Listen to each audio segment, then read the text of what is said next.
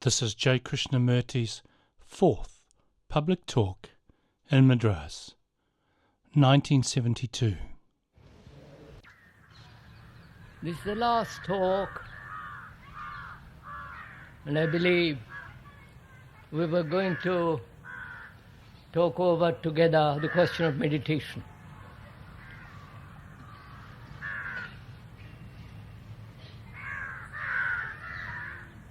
I think we should approach it in a totally different manner.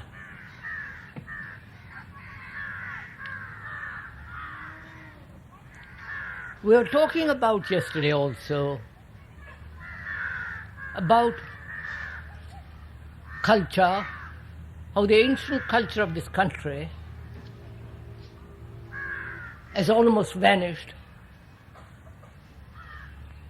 and every form of culture throughout the world is undergoing a very deep and radical change. Consumerism is taking the place, is becoming the new culture. Industrialism, mechanization, and apparently, as one observes,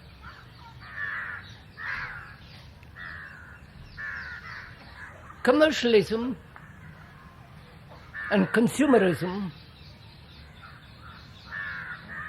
is being formed as the basis of a new culture, which is also taking place in this country.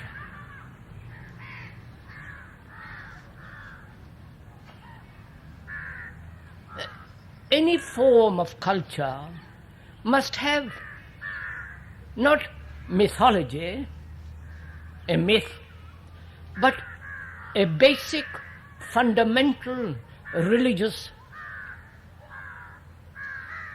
foundation. Otherwise, it becomes merely mechanical, superficial, and man will create a myth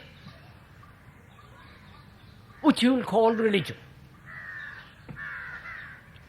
All our religions throughout the world, as they are now, when you observe it quite objectively, they are fictitious,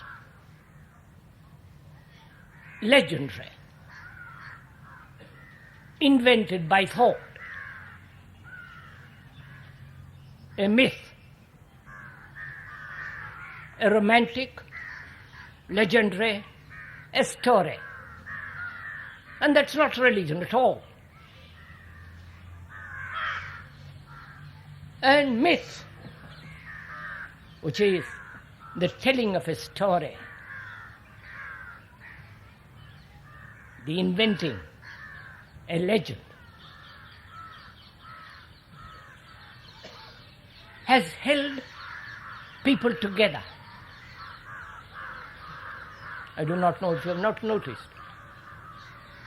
A myth, Christian myth or a Hindu myth or Buddhist, whatever you will, has held groups of people together.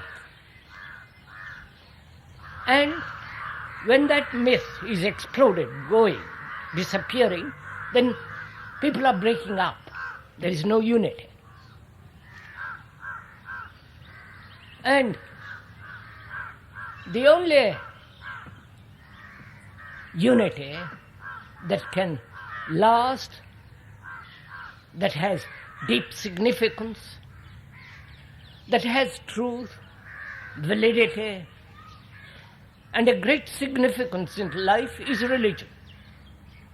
Not myth, not a legend, not something invented by man, but real religion.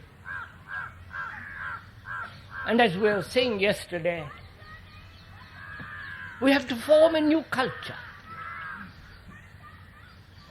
And it's our responsibility, those who are serious.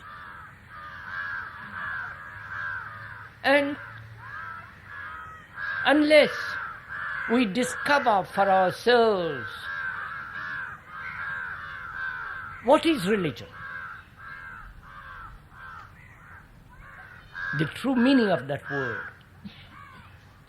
We are apt to be caught in a myth, in a legend, in a story that have very little significance. So we must begin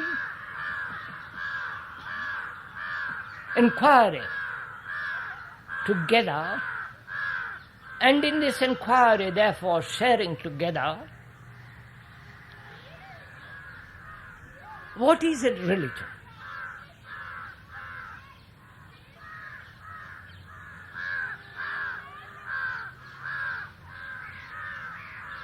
What is truth?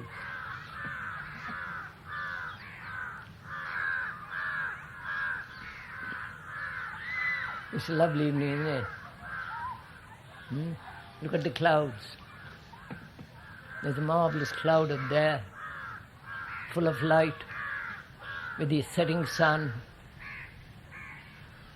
and the beauty of it, the color of it, the waving leaves and the moon, and seeing the beauty of it is truth. But you've not eyes to see it.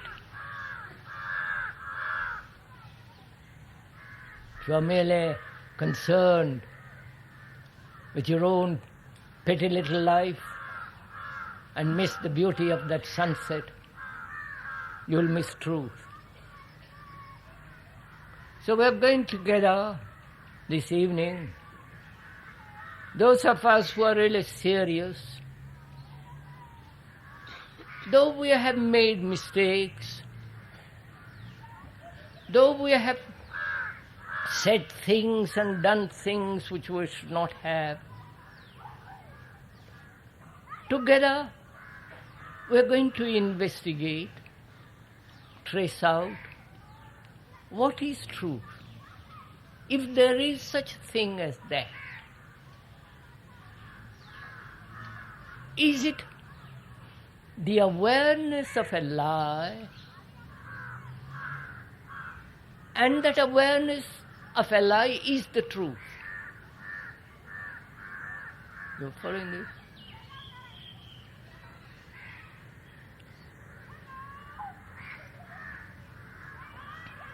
First of all, we can put aside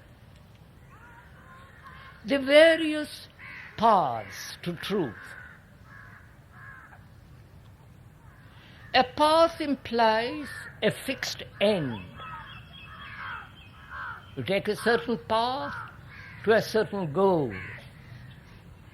You take a certain road to a certain house, to a garden, to the beach. So, path implies a fixed end. And in India, there are several paths to truth, at least they say so.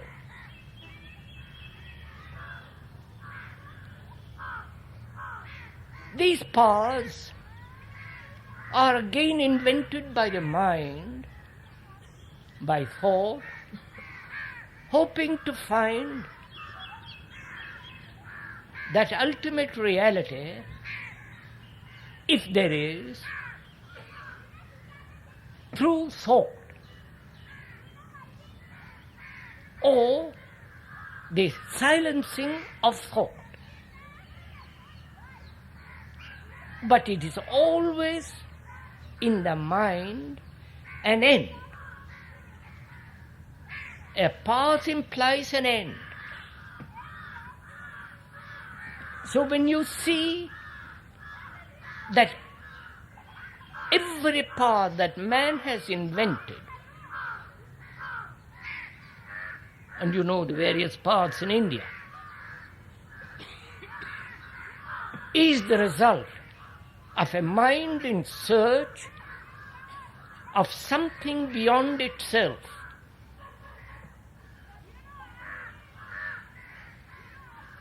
But to find that, they have laid down certain systems, methods, practices, and therefore paths. The devotional path, you know all of it, don't you, better than I do.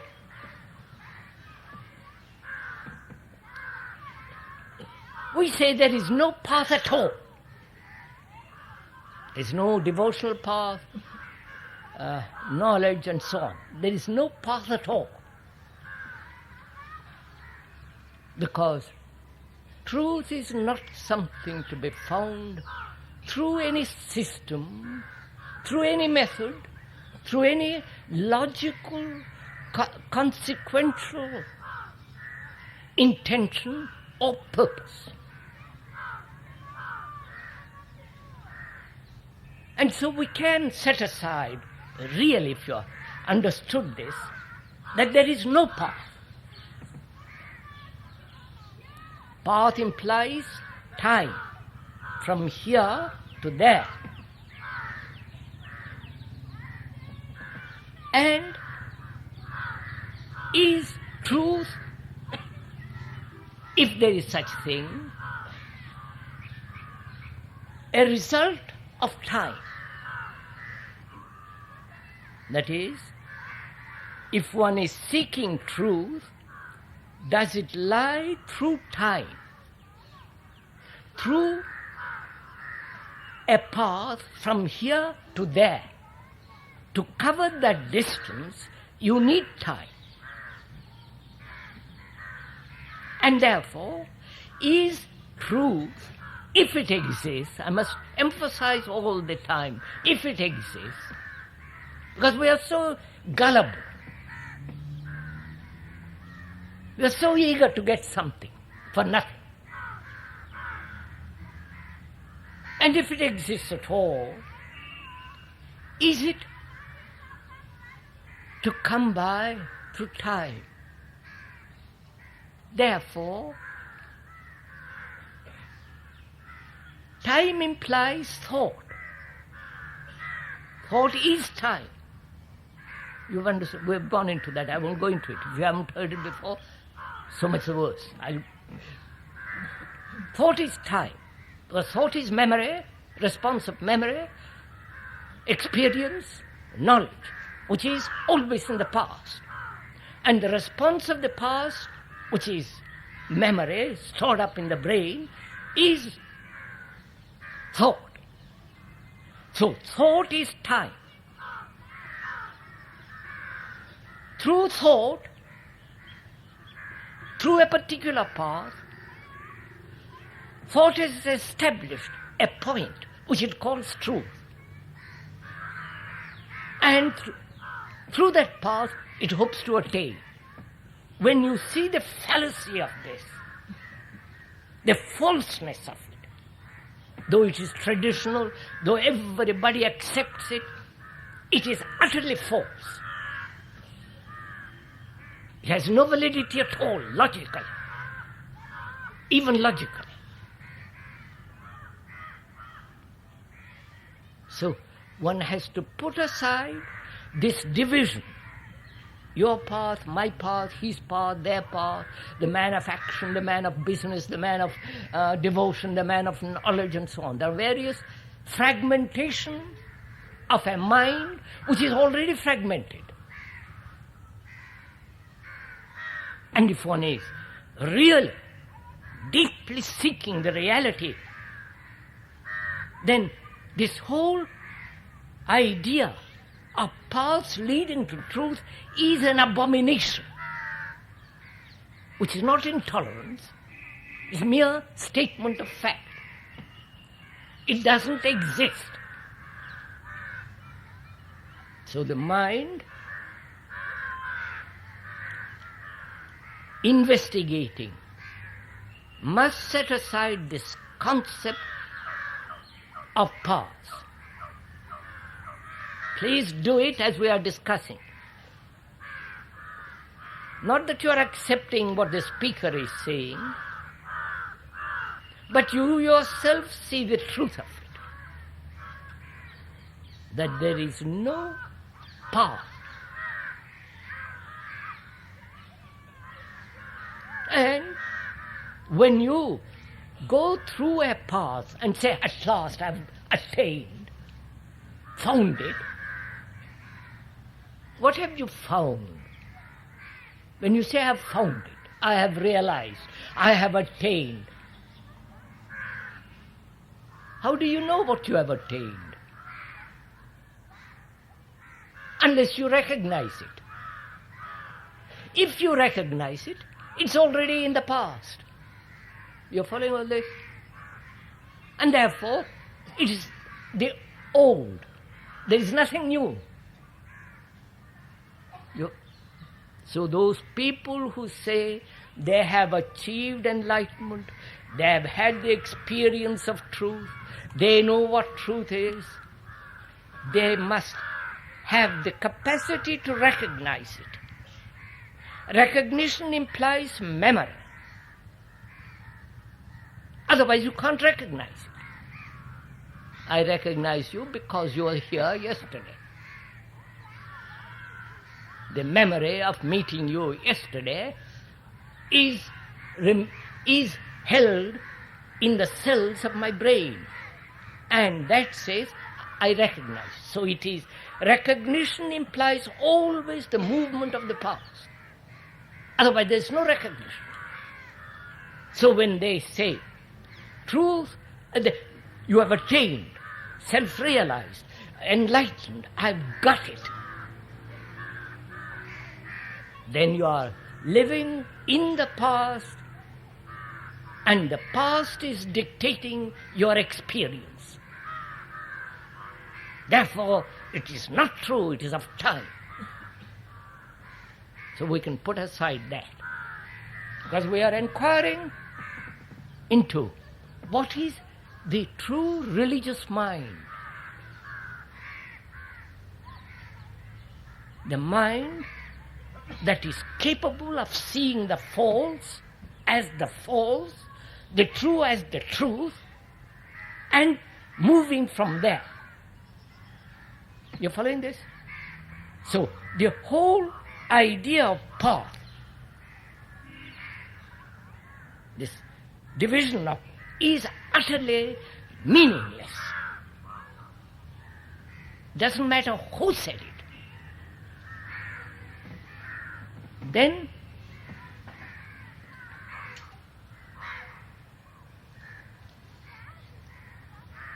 we must inquire whether the mind that chooses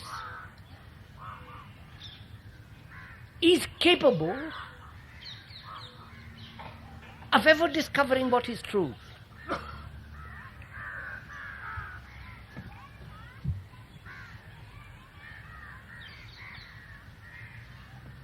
A mind that is capable of choosing and thinks it is free because it can choose, whether such a mind is capable ever of seeing the false as the false, truth as the truth. Right? You're following my question? The mind that chooses discriminates between this and that, the essential, non-essential, and all the rest of it. Whether such a mind is ever capable of coming upon this thing which may be called truth, which may exist or may not exist. So we have to inquire into this question of choice.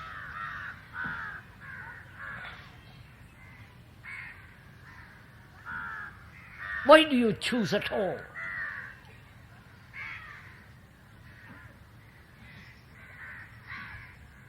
You choose between two cars,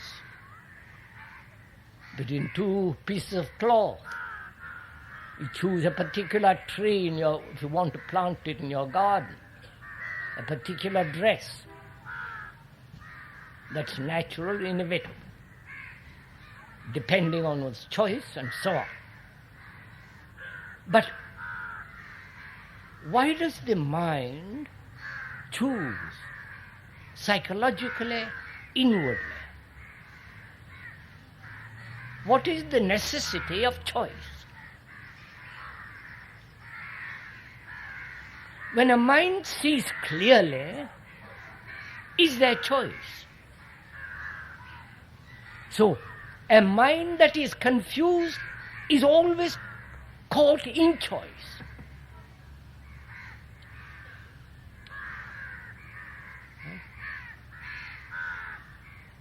You are following all this? So please look at your own minds, not at the speaker's description of what he is talking about, at your own mind. Why do you choose? Please, this is really important. You choose only when there is confusion. There is no choice when you see things very clearly. Right? So out of confusion, you choose, not out of clarity. So can your mind be free of choice? Oh, come on, sir, you understand? Choice implies resistance. I will choose this and I won't choose that. And then, when there is resistance, then there is conflict. So the mind must be free of all conflict.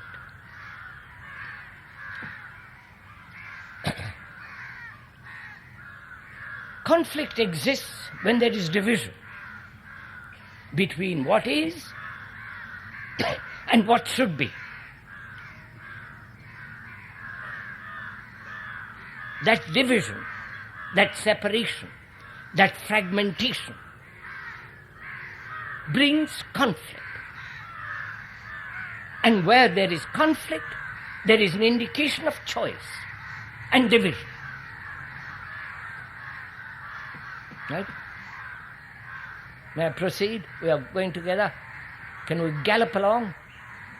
Because we have covered a lot this evening.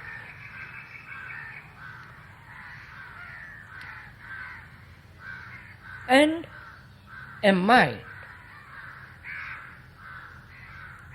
that is seeking experience is a mind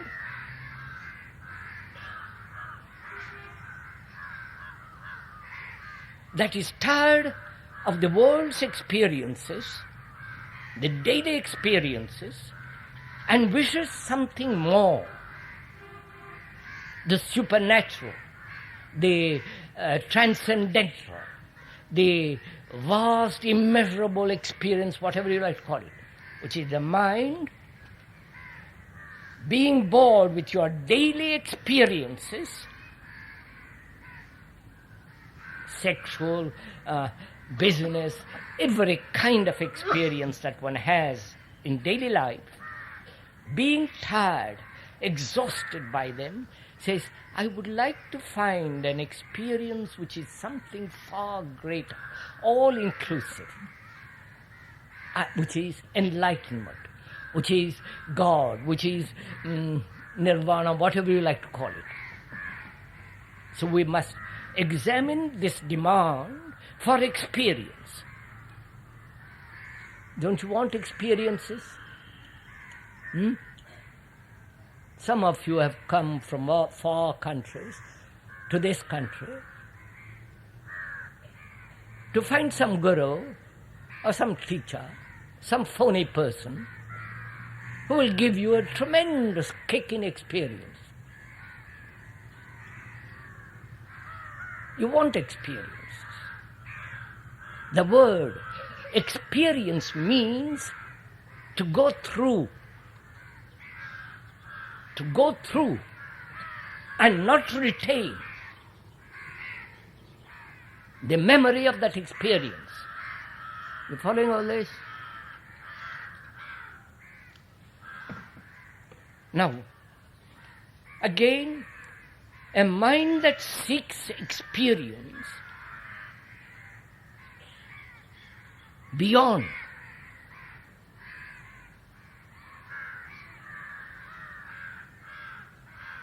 is concerned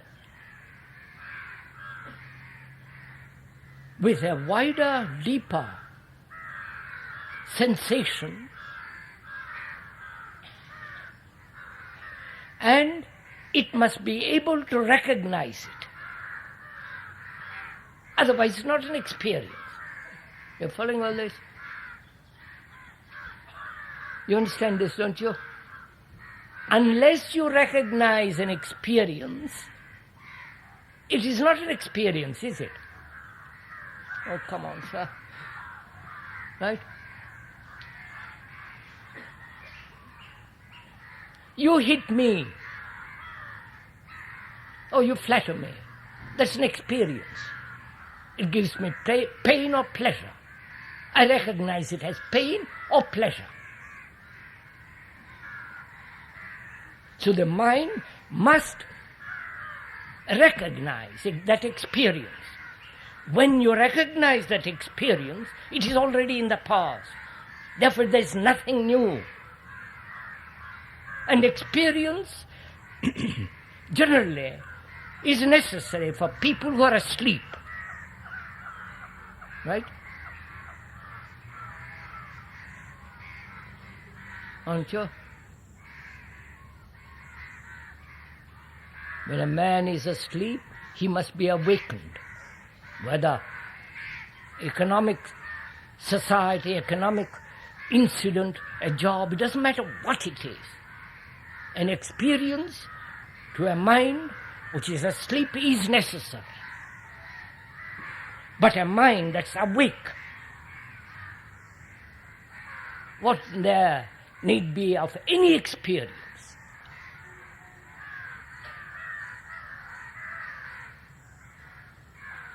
so, the mind that seeks experience in truth is caught in the illusion that it has created that it is true.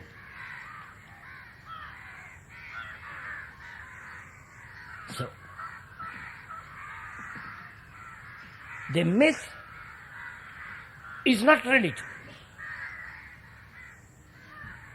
The tradition is not religion.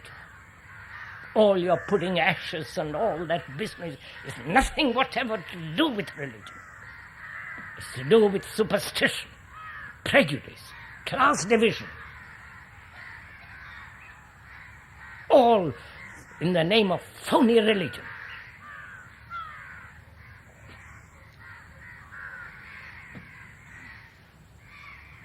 And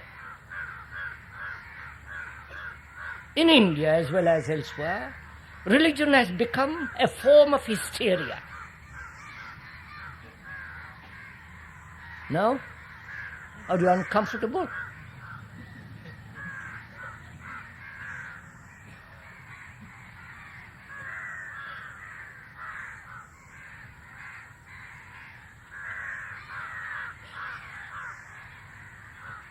All the circus that goes on in the name of religion.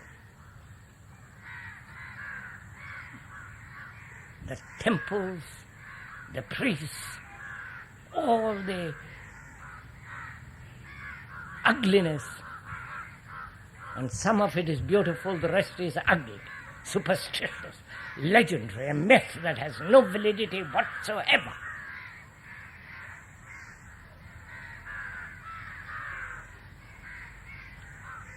And the hysteria that's so prevalent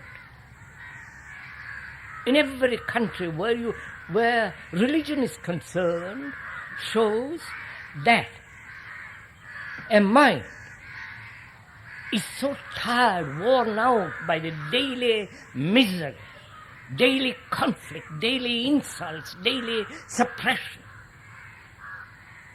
escapes through hysteria. Have you noticed what the gurus are doing in this country and elsewhere.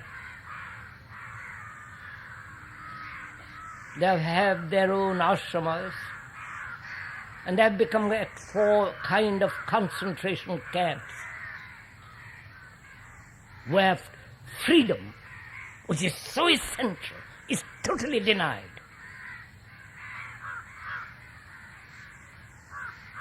Right? Can your mind, if you are really seriously inquiring into this question, of inquiring to see what is truth, because this is part of meditation. This is real meditation.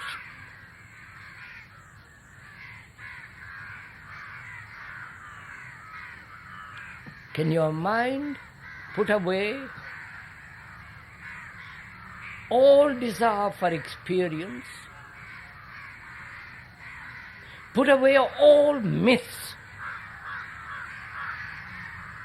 and all religions are myths as they are now, legends, stories that have no validity whatsoever? And can you put away the authority of another completely, including that of the speaker?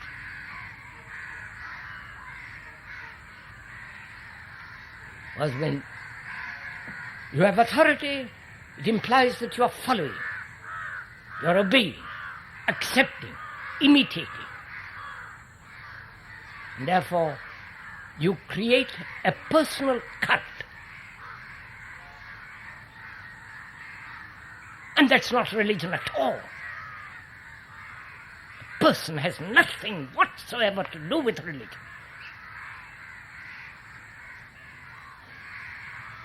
Can you put away all this easily, sweetly, without conflict, because that is the fact, that is what is.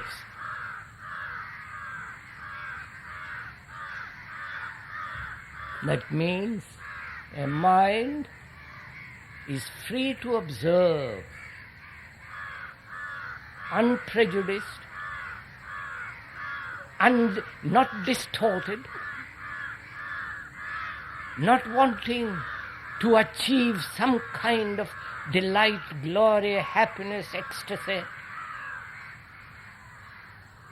So such a mind is a free mind. And therefore it can then proceed to investigate. You're following all this? Is your mind like that? Now, not tomorrow or after tomorrow or whatever it is. Is your mind capable of doing this now? Because we are sharing this together. We're not playing with words. No, sirs. To share something together, especially something very, very serious, there need be certain attention in which there is affection, care, responsibility. Because it is our responsibility to create a new culture. The old one is dead, gone. And the commercial culture that is coming, the consumerism culture, is mechanical, becomes more and more superficial. And man cannot live on superficiality. Therefore, those of us who are really serious in their inquiry must be free to find out, free from all the things that we have said just now. Then we can proceed. You understand? Then we can share this thing together. Not verbally, but much deeper.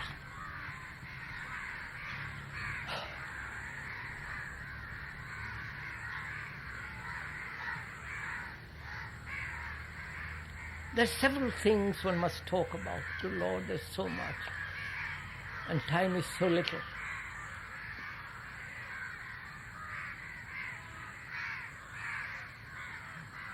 Can the mind, your mind, be free to observe? Free not only consciously, but at the deeper levels.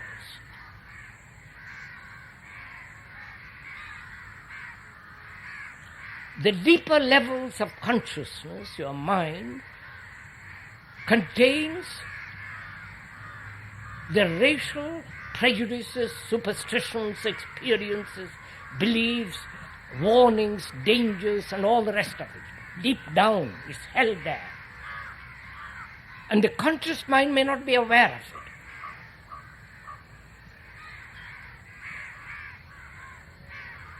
Please, I'm doing it, we're doing it together. And the conscious mind cannot possibly investigate the hidden layers, except perhaps through dreams.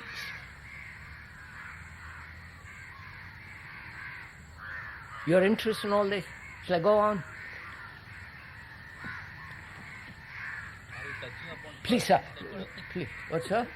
Why didn't psychology? Please, sir. This is not the moment to question.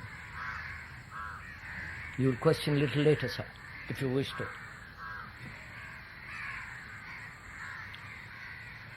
Through dreams, one hopes to understand the unconscious. And it is said by psychologists and others that if you don't dream, you go mad. So dream apparently is necessary to uncover.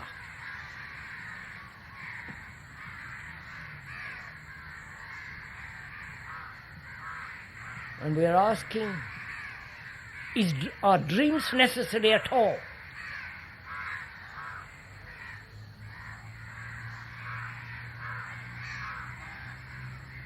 What is dream? It is the continuation of our daily movement of life in symbolic form or in picture form. The daily movement of life, the daily relationship, the daily activity, the unfathomed, ununderstood, the disordered life that one leads continues when you are asleep. And in that state of sleep, the brain tries to bring order. Haven't you noticed all this? Instead of reading books, haven't you noticed when just before you go to sleep that you try to put something in order? Don't you? You say, I shouldn't have done that. I should have said this. You go over the day's activity and tries to understand, you correct, bring about certain order. Haven't you done it? No? Yes or no? Yes. Of course you have done it. That is, the mind is trying to put order. And when you don't put order during the day, the brain and its activity tries to bring order. Because the brain can only function completely, efficiently in order, in security. And security means order.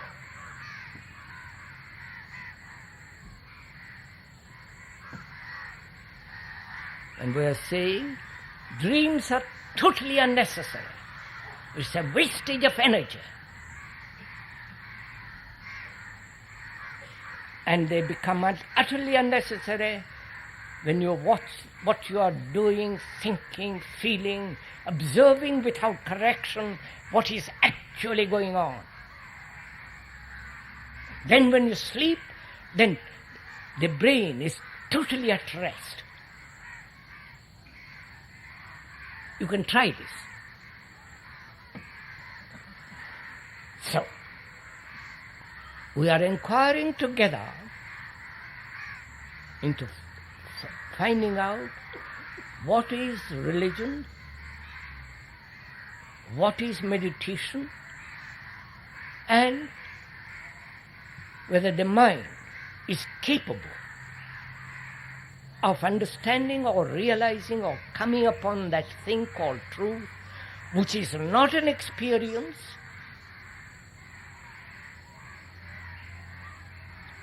and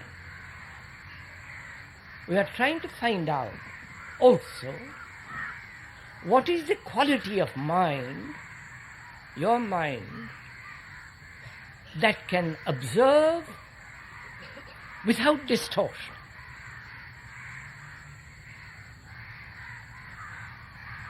Now, this for me is meditation, not the systems, not a path, not a practice, not the daily grind of drill which is called discipline.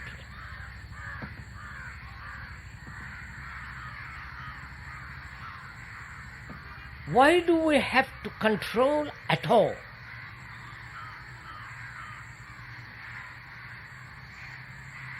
You understand? Control. Control, please, this very dangerous subject. If you don't understand it completely, disregard it. Because all our education, all the religious precepts, sanctions, all the books, as far as I've been told, maintain that you must control your body, your mind, your feelings, and all the rest of it. Why do you control at all? And who is the controller?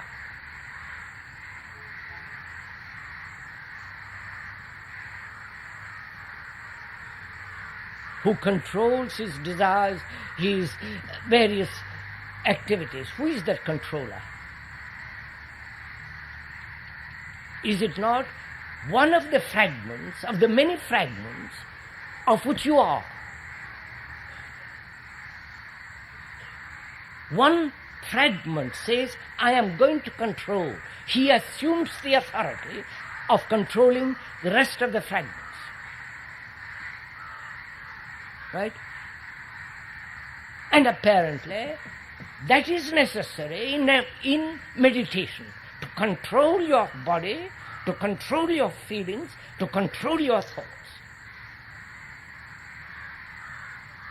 And we have accepted it. That's our conditioning from childhood. Control implies not only a controller, but also suppression, imitation, conformity, and therefore conflict. So is there a way of action in which there is no control at all? You are following all? Is there a way of living daily life in which control doesn't exist at all?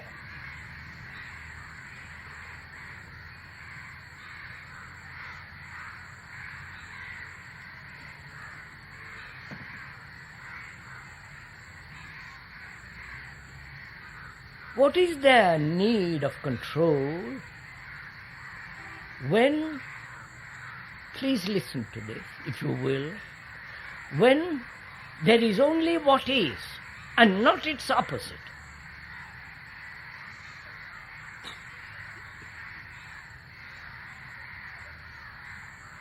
When there is only greed and not its opposite as non-greed. The opposite has its root in its own opposite. Right?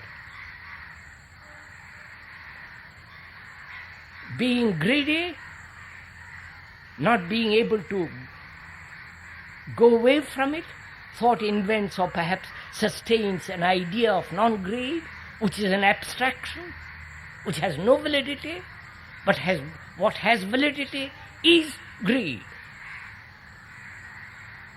It is only when there is the opposite that this whole idea of control comes into being. When there is no opposite, then there is only what is.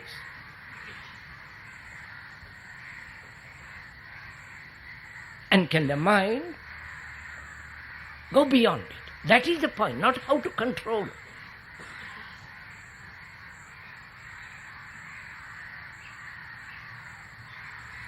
Can you observe what is greed, anger, what you will? Observe with a mind that is free from the idea that it must control. Look, observe, see actually what is.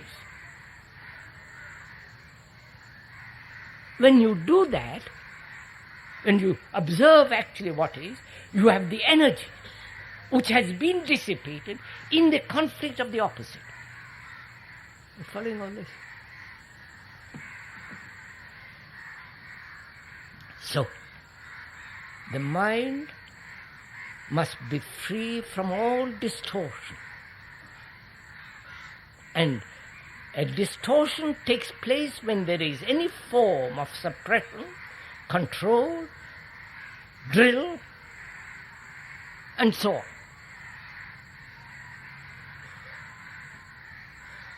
Right.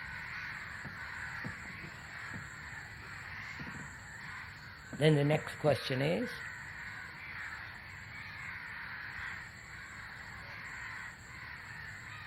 what is the mind which is free of this whole cultural idea of paths, systems, gurus, authority and so on? What is such a mind in relation to the outer world, the world of everyday activity, and its relation to itself?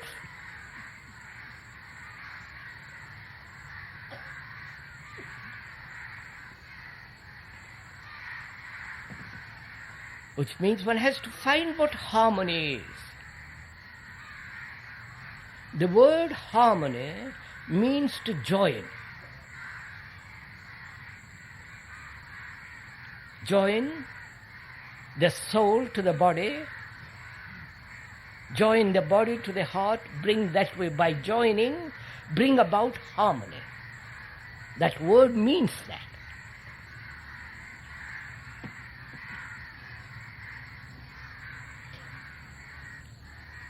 And how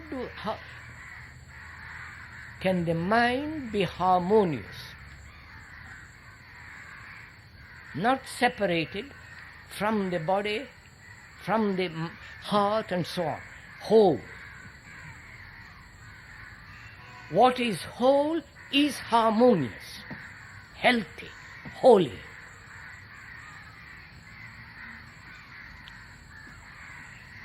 This comes about only when you allow the body to have its own intelligence. And the body has its own intelligence, which we have destroyed through the pleasure of taste. And through austerity. That word austere means dry, harsh. And we are conditioned, if we are at all religious, to be dry, to be harsh, treat the body ruthlessly. An idea imposed on the body by thought which says, I want to reach God or whatever it is. Right? So a mind can only be harmonious, totally whole, when this whole idea of control imposing a certain pattern by thought upon thought itself and upon the body, when there is not that imposition, really, then out of that comes harmony. Now, let's proceed. Then what is meditation? We say all this is meditation. Not going off into a corner, remaining 10 minutes quiet, and thinking about something, controlling, and thought wanders off, pulling it back, and all. That's not, to me, that has no validity. Meditation implies the establishment of right relationship with human beings. Relationship between you are another, between me and my wife, child, between people. Unless that relationship is established, in the sense, in that relationship no conflict at all. And there will be conflict as long as there is an image which you have about the other, and the other has an image about you. It is the relationship between these two separative images that causes conflict. And therefore, these images are the memory, the accumulated incidents, experiences, and these prevent actual relationship. And therefore, no love. So a mind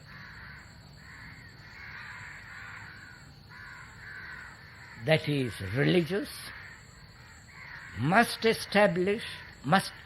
bring about a relationship in which there is no conflict whatsoever on your part. The other may have conflict. On your part, no conflict, no image. And therefore, what that thing called love? Love is not jealousy. Love is not dependency. Love is not possession of a person. And so on. We went into it the other day.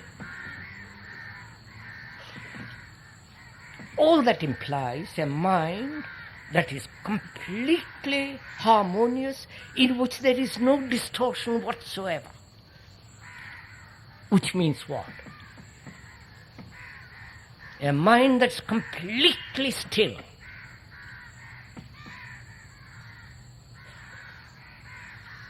A mind that still is not distorted. But if you make the mind still, control the mind to be still, if there is a controller, then this product which he calls silent, quiet mind is a distorted mind.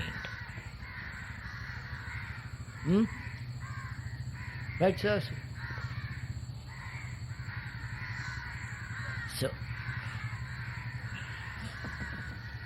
silence is completely necessary. Not induced silence, or silence brought about through self-hypnosis,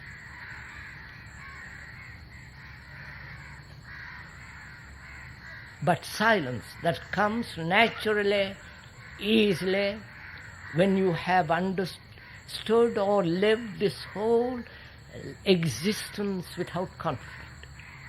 And conflict exists only when there is division. As nationalism, as religious divisions, caste divisions, you and me and they and we. You may say, all this is excellent, but it's not practical. You can't do this. It is impossible.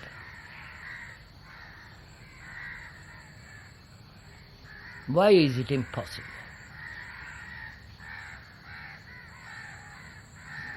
If you see something as dangerous, don't you move away from it? You don't say it's impossible and remain with the danger. You move away. So when you see all that we have gone into this evening, clearly, without any distortion, it's gone from you. So what is important out of this is a mind that can observe without distortion, which means no prejudice, no conclusion. But we live with conclusion. Our life is based on conclusions. That we are Hindus, that we are Brahmins, non-Brahmins, that we are liberal, non-liberal. You follow? Dozens of conclusions we have. And on that, our whole life is based.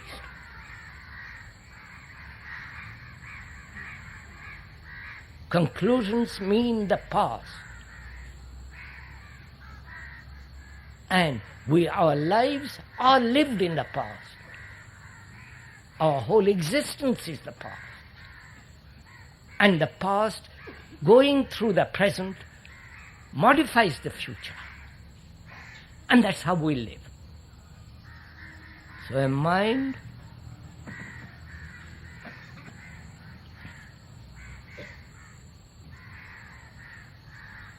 silence, quietness is absolutely necessary. There is no relative silence. Either it is silent or not silent at all.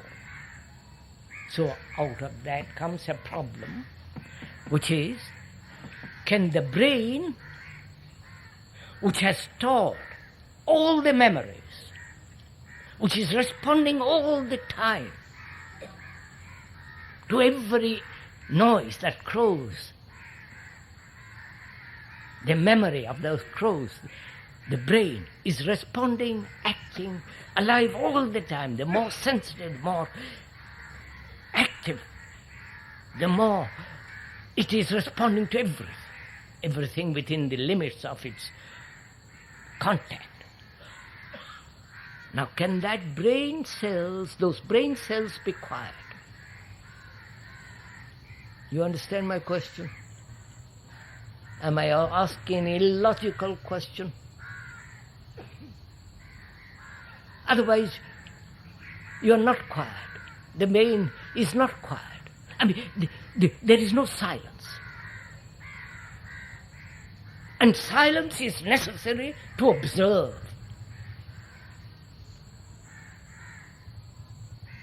When you want to listen to somebody, if you are chattering, if you are comparing what he said to what you already know, or you are paying half attention, you are not listening at all, are you?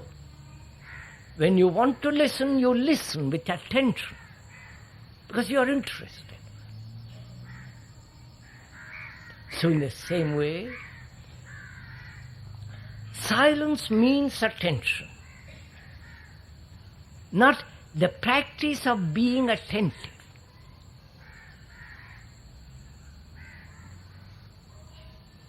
Only when you are aware that you are inattentive, not attentive, then attention comes. You can't make inattention into attention, right? All that you can do is to observe that you are not being attentive. And out of that, watchfulness, casually, don't practice it, for God's sake. Out of that awareness of inattention comes attention. So, a mind is silent only when it has become when it has established itself in relationship in which there is no conflict. When the mind is free from all control, which means the mind is learning all the time, is the mind that is not learning that brings about the desire to control. But when there is learning, the movement, then there is no control necessary at all. You are learning about what is. So, a religious mind is a mind that is attentive to what is, not to attentive to what should be. The what should be is an abstraction and has no validity. What has validity is what is. And to go beyond what is, you need the energy which is being now dissipated in the conflict of the opposites. And the opposite doesn't exist at all. What exists is what is. Now when the mind has come to that point,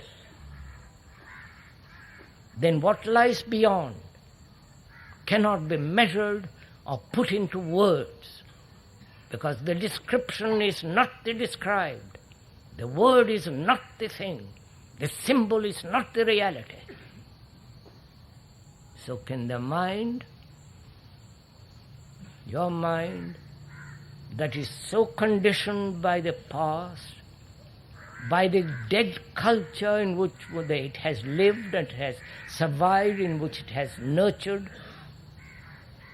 can that mind uncondition itself, not through analysis, which we went into all that, but be aware of that conditioning and not try to go beyond it, just to be aware of it. Because when you try to break your conditioning, you are wasting the energy. You want to go beyond it, which is a wastage of energy. When you don't waste that energy, but when the mind is confronted with what is, then you have the tremendous energy to go beyond.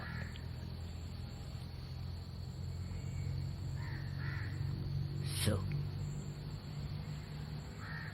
that silence comes when you have love. That is when there is no jealousy, no attachment, no dependency.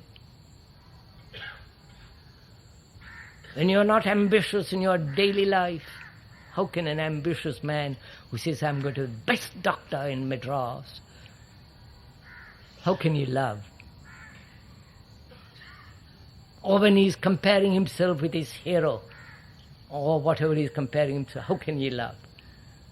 So love is not pleasure. Love is not the product of thought or time. So all this brings about a total harmony. And it is this harmonious living in daily life, which is not an abstraction in daily life, brings about a quality of a mind that can function where knowledge is necessary as technological knowledge, but always remain with that quality of silence. This whole of this is meditation. Not just one word, but the whole content of what we have talked about this evening is meditation. And when you do meditate in this way, you will find, if you've gone that far, that there is a totally different dimension of action and movement in that silence, which cannot possibly be put into words. And if anybody puts it into words, he does not know what he is saying.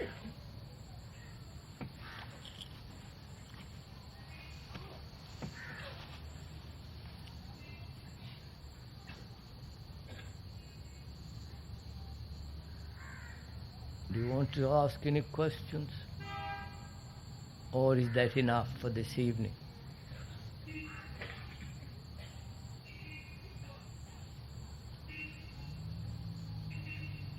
Sirs and ladies, you have listened to the 4 talks, and where is your mind after these 4 talks?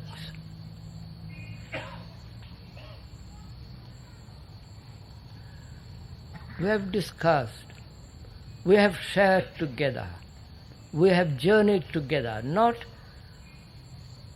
an authority leading you on a voyage. We have shared the thing together. That means when you share,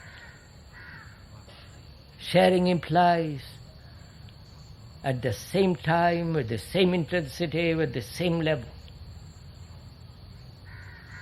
And if you have shared, then what you have shared you must share with others too. Because this world in which we live is disintegrating. There is disorder. Our minds are second-hand minds. We have read a lot. You have, I haven't. Read a lot. And of our minds are second-hand, third-hand. And we need to create a new culture, totally different quality of mind.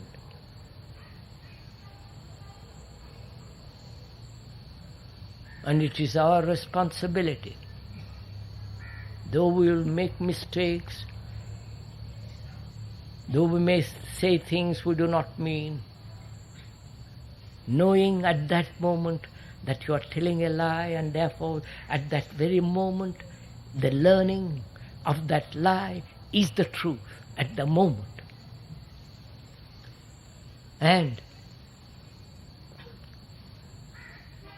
those of us who are serious, it behoves us to be the centers of a new culture, broken away from all traditions, from all religious organizations, following nobody, observing, knowing the quality of love and silence. Then out of that will come a totally different mind.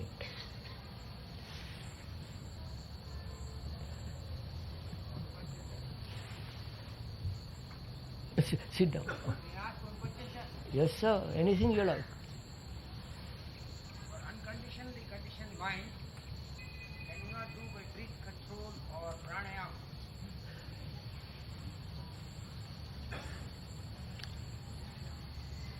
Can you uncondition the mind through breathing?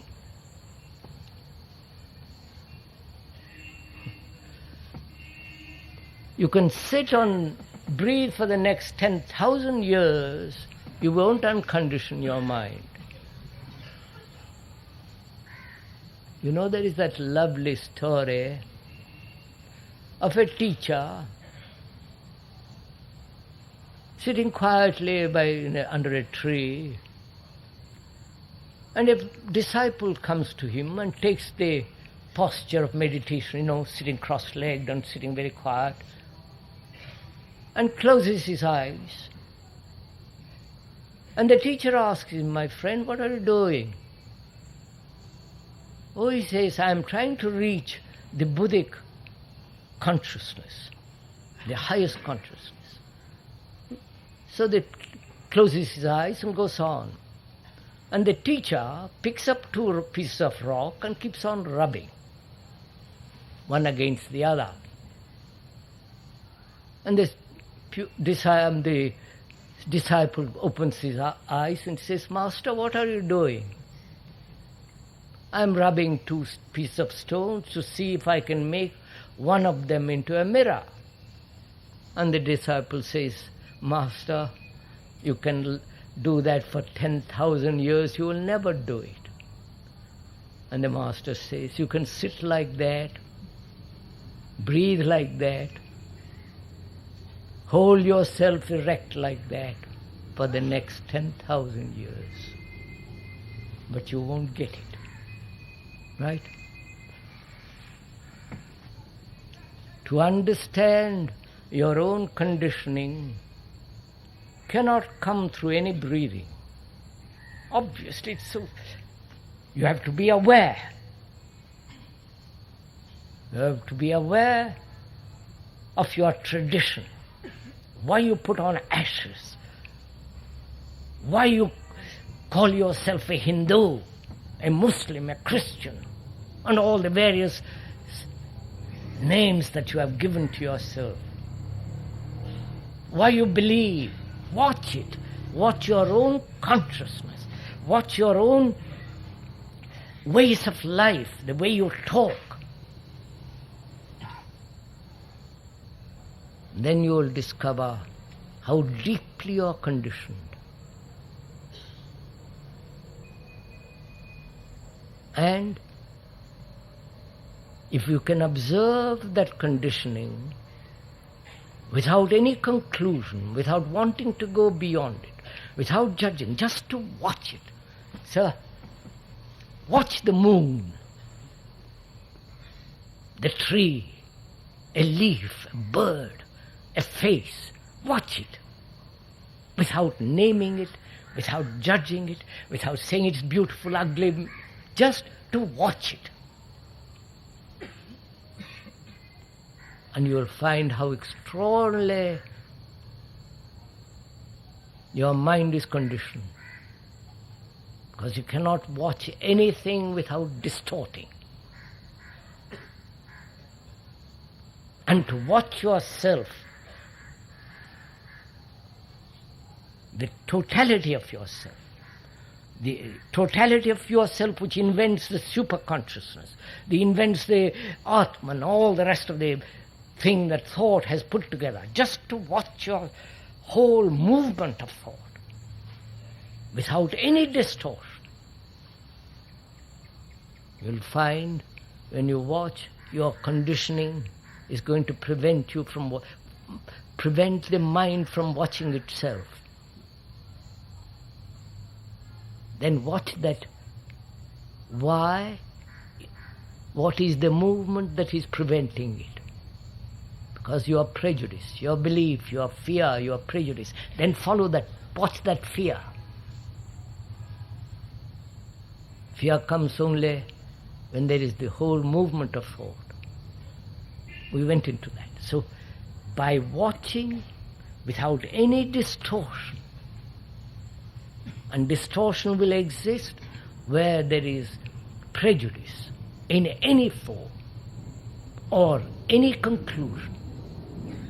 And if you have conclusions, which you have, just watch those conclusions.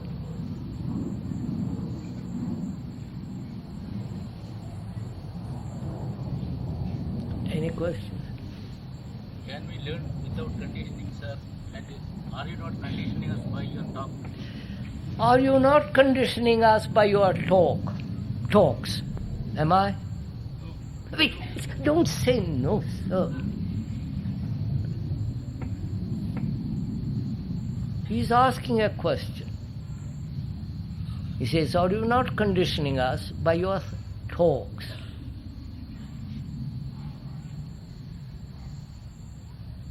Why am I talking? Right, sir?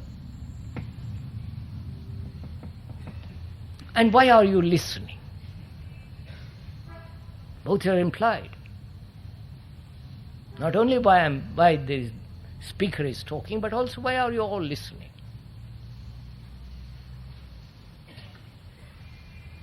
Are you listening because the speaker has a reputation, an image, all the rest of it? And am I talking? Please listen. Is the speaker talking because he wants to impress you? He wants to... Don't say no, sir. Go into it. He wants to tell you something. He wants to convey a series of ideas. Is the speaker setting himself an authority and therefore you become the follower? Why is he talking at all? And why are you listening at all? I know why you are listening, which is fairly obvious. But for you it's not obvious why the speaker is talking.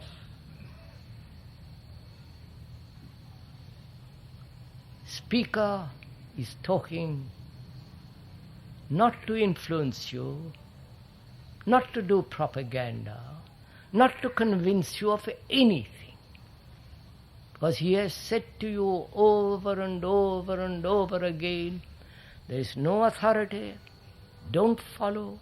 We are sharing this thing together. And when you are sharing something, it's yours, not the speaker's.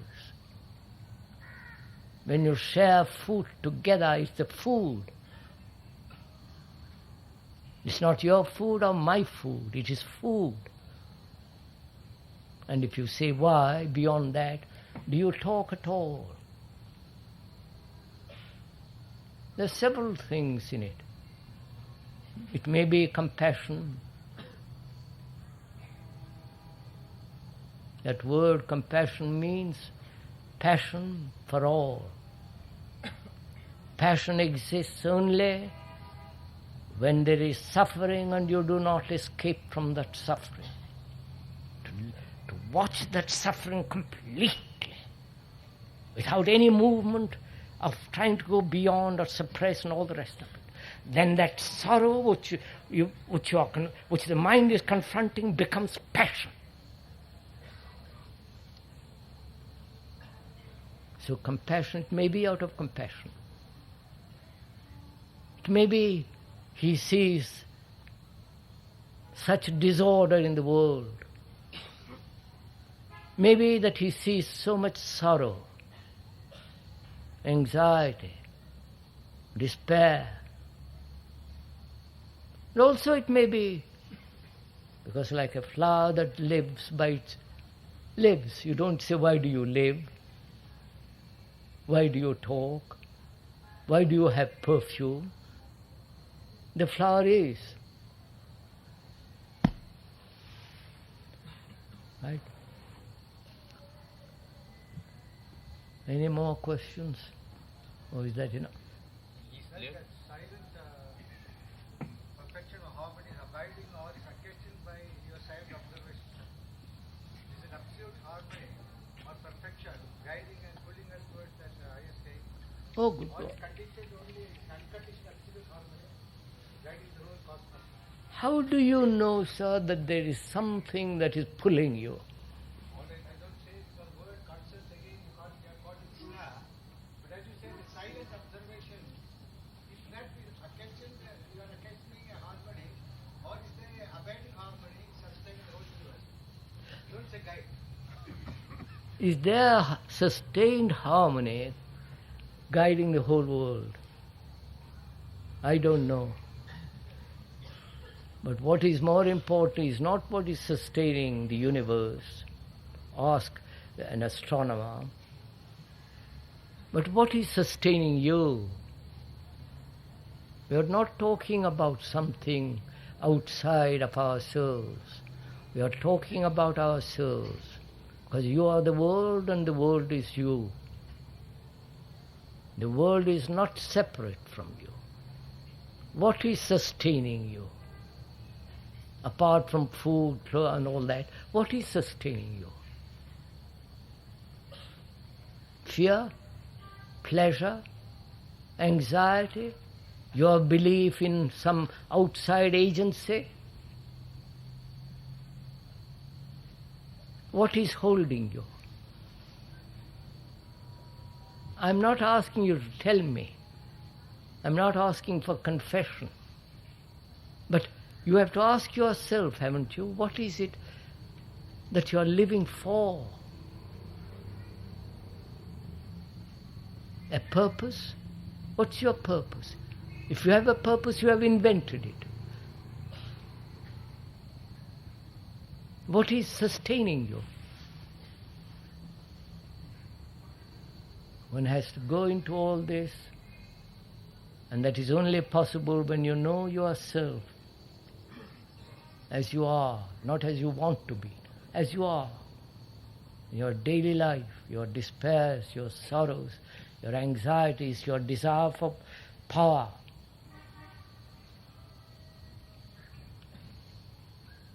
When you know yourself, sir, then sorrow comes to an end.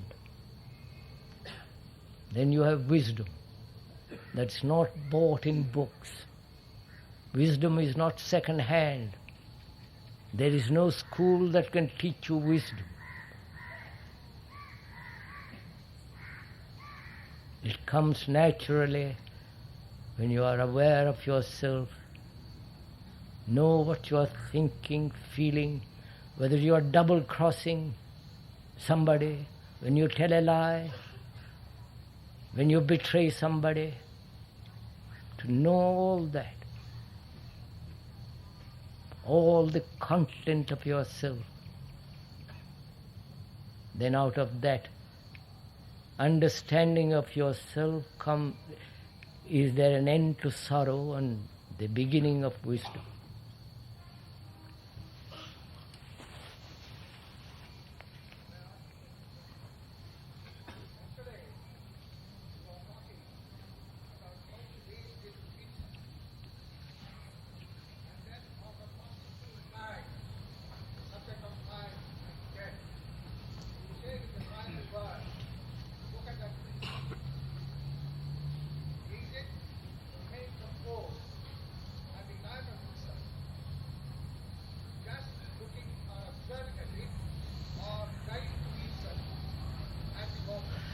So would you make the question short? I don't quite understand the whole of it. If you will forgive me to tell you to make it short. How to deal with? How to deal with insult. Oh, yes, I've forgotten. Yes, sir?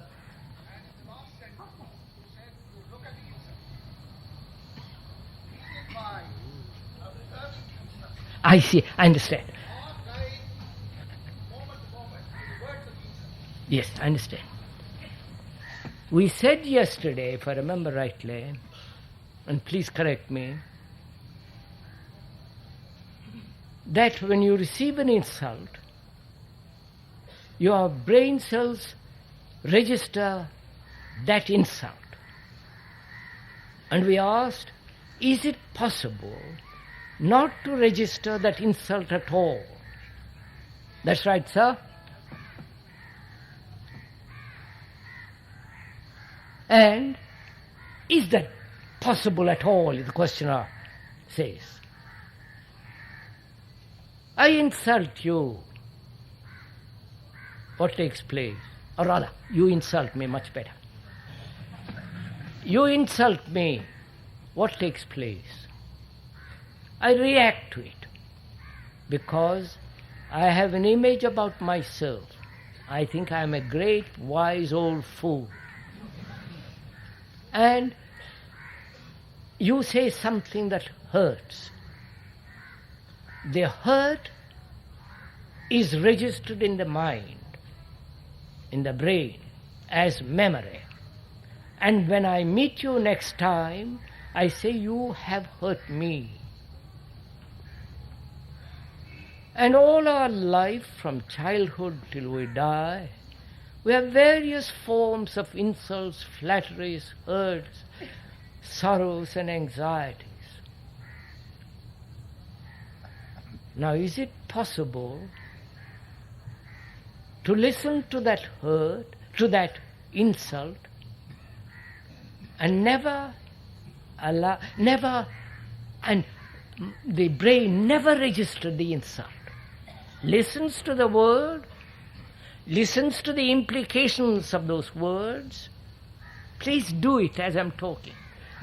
Listens to the words, listens to the implications of the words, seeing the falseness of the truth of those words, and yet not register. Because the moment you have the mind or the brain has registered it, then the whole problem arises that you must forgive the one who has hurt you. Forgive or condone or tolerate or look upon him like another poor fool. So, is it possible not to register at all? Because a mind that is hurt can never be innocent. Innocence, that very word means not being able to be hurt. You have hurt. You call me a fool, and I listen. The quality of listening matters.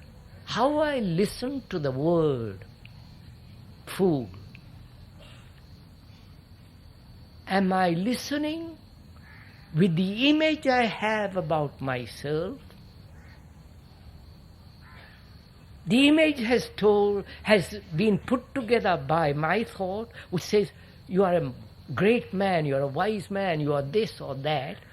And when you call me a fool, the image is hurt. You're following all this? As long as I have an image, I will be hurt. Right? Now, can the mind listen to you, to the word you have used, impolite or polite word, insult or flattery? Can it listen to you without any image? Which means, can it listen to you with attention? At the moment you use that word, can the mind listen to that word attentively? It is only when the mind is not attentive, the images are formed. Then after forming the image, through inattention, then the whole problem of getting hurt arises. But if you, at the moment of that word, of that insult or flattery, or your own not telling the truth, listen to that word with attention. Then you will see the brain doesn't register at all. Then you ask, can that be maintained? That sense of attention, can it be maintained? All that can be maintained is not attention. Do you understand? Not attention. When you are attentive, you are attentive. But when you say, may I keep it up? Tell me how to sustain it, nourish it. Then you are asking a method, a system, and all the rest of that nonsense. Therefore, be aware that your mind is not attentive. You haven't finished my question, my darling sir. Please, sir. You are not listening to what is being said. You are full of your own question. All of you are that way. You're full of your own question. Your own selves, your own problems, your own fears, sorrows. You don't listen to somebody else. If you listen to somebody, you will understand your sorrow.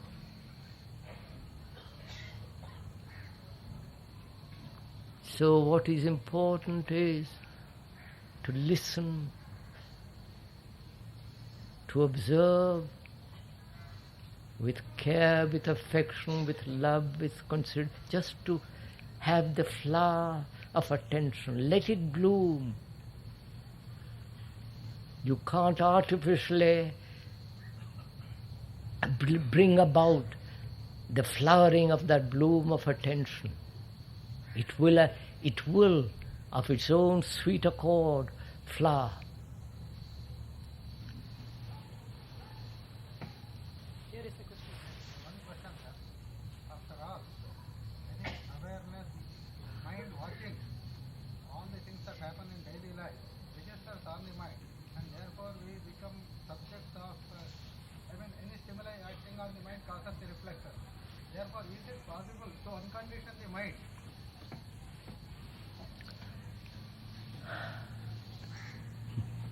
Is it possible to uncondition the mind? The environment. Detach ourselves totally from the environment. We may be subject to totally different environment. Yes, sir. Some may be continuous. I understand, sir. Are you different from your environment? Is your mind different from the environment in which you live?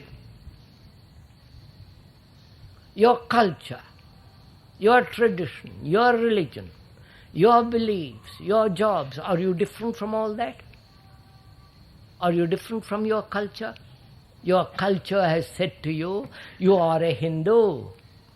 Your culture has said to you, you are a Brahmin, non-Brahmin, fighting each other and all the rest of it.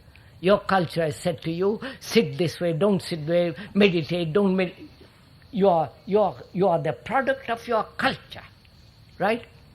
You can't, that's a fact whether you accept it or not. And so you are the culture.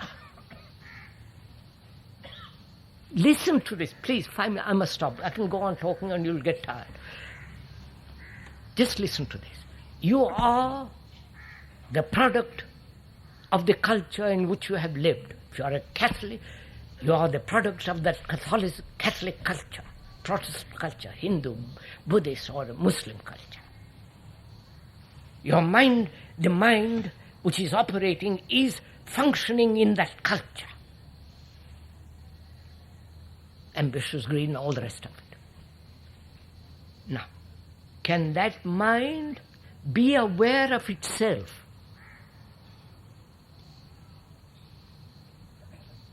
Or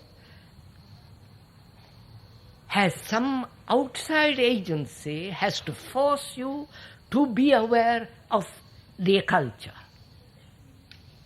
which is a challenge and response according to your conditioning? You following this? Oh my God, you're not. Right. You are the product of your culture. I'll make it terribly simple. Keep it simple. Much better. You are the product of your culture. And your mind is the result of your culture. The mind is that. And the mind says to itself, I have been told I am conditioned. And I have been told I must be free of it. That's one fact. Or does the mind realize for itself that it is conditioned? Realize, see that it is conditioned. See the difference between the two. You are told and you become aware that you are conditioned, or you yourself, being watchful, know that it is conditioned. There are two things on there. When you are told by someone that you are hungry, that's one thing, and you know for yourself when you are hungry, right? The two are different facts. Do you know for yourself that your minds are conditioned by the culture in which you live? Obviously. Do you know it? Are you aware of it? Are you conscious that you think as a Hindu, as a Brahmin, non-Brahmin, that your economic conditioning makes you think that way or this way? You know, all that. Are you aware of it? Or has somebody pointed out to you and you then say, yes, I'm aware of it? If somebody pointed out to you and you become aware of it, then it's merely a stimulation. That has very little value. But if you yourself become aware, yes, I am thinking, working, acting, feeling according to the culture I have lived. Then that has validity, that has depth. Then can the mind watch itself, its condition, without any movement of not wanting to uncondition, just to watch it. You can't do anything about that moon, can you? You perhaps can go to it, but you can't do anything about it. You just watch it. Watch the beauty, the light, the shape and the shadows it casts, the light on the water, the beauty of the light. You watch it. So in the same way, just to watch your own mind conditioned, not as an observer watching. You're